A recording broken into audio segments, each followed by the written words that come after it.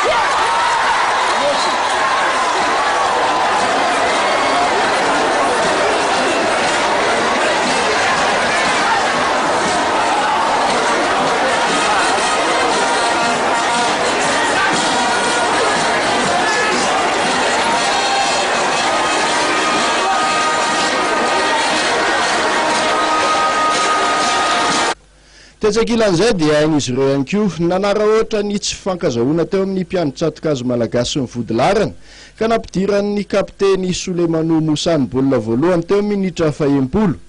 Tany amin'ny fepitaona fanampiny kosa vao nanasahalana izy ho an'ny Knaps Sport Francis.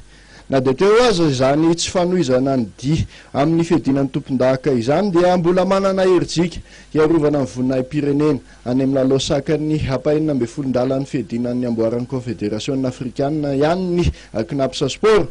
Marihana fa nanomboka tamin'ity taona ity dia niova ny lalàna amin'ny feny fifaninanana ka ny ekipa raraka any amin'ny apahenina ambin'ny folondalan'ny fiadinan'ny tompon-daka dia mbola hifaninana amin'ireo ekipa tafita amin'ny apahenina ambin'ny folondalan'ny fiadinan'ny amboara. Tonga namme voninahitra ity lalao ity teny votovorona moa ny filoha vaovao an'ny CAF Amady niaraka tamin'ny Prime Ministre lehiben'ny gouvernement.